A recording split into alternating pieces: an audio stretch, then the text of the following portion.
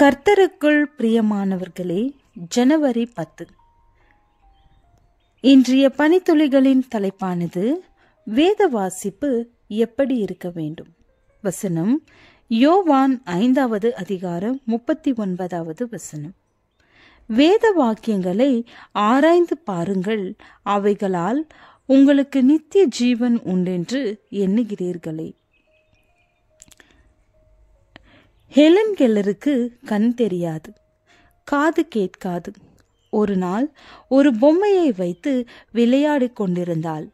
அவளுடைய ஆசிரியை ஆனி செல்வன் அந்த பொம்மையை ஹெலனின் மடியில் வைத்துவிட்டு ஹெலனின் உள்ளங்கையில் பொம்மை என்று எழுதினார். பொம்மையை சுட்டிக்காட்ட இந்த வடிவங்களை பயன்படுத்துகிறோம் என்று சொல்லிக் கொடுக்க ஆசிரியை முயன்றார். ஹெலனுக்கு அது புரியவில்லை. எரிச்சல் பட்டாள். பொம்மையை ஓங்கி தரையில் எரிந்து உடைத்து விட்டாள். பிறகு ஹெலனை கிணற்றங்கரைக்கு அழைத்து சென்றார். கிணற்றிலிருந்து இறைக்கப்பட்ட தண்ணீர் அங்கு வாய்க்காலில் ஓடிக்கொண்டிருந்தது. சில்லென்ற நீரில் இருவரும் கைகளை வைத்து கொண்டார்கள். ஆசிரியை இப்போது ஹெலனின் உள்ளங்கையில் தண்ணீர் என்று எழுதினாள். ஹெலனுக்கு திடீரென அது புரிந்துவிட்டது. இதை பற்றி ஹெலன் கெல்லர் சொல்லும்போது, சில்லென்று என் கைகளை தழுவியோடுகிற அதை தண்ணீர் என்னும் வரைவுகளால் சுட்டி காட்டுகிறார் என்பதை புரிந்து கொண்டேன். வார்த்தை எனக்கு வெளிச்சம் தந்தது, விடுதலை தந்தது. வார்த்தைகளால் உலகத்தை புரிந்து கொண்டேன் என்கிறார்.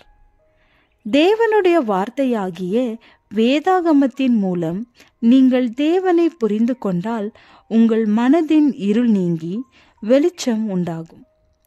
வேதத்தை ஆராயும் போது பின்வரும் கருத்துக்களை மனதில் இருத்துக் கொள்ளுங்கள். முதலாவது, ஜெபத்தோடு வேதாகமத்தை படியுங்கள்.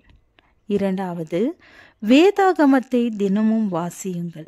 மூன்றாவது, ஒத்த வசனங்களை தேடி வாசியுங்கள்.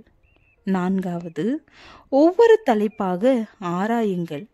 தாம் மேசியா என்பதை நிரூபிக்க இயேசு இந்த வழியை பயன்படுத்தினார். வேத வாக்கியங்கள் எல்லாவற்றிலும் தம்மை குறித்து சொல்லியவைகளை அவர்களுக்கு விவரித்து காண்பித்தார்.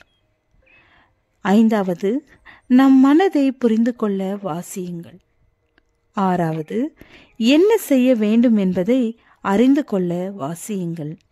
அவருடைய சித்தத்தின்படி செய்ய மனதுள்ளவன் எவனோ அவன் அறிந்து கொள்ளுவான்.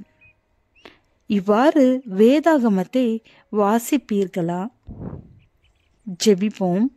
தேவனே, உம்முடைய வேதம் கால்களுக்கு தீபமும் பாதைக்கு வெளிச்சமுமாய் இருக்கிறதே. ஆமென்.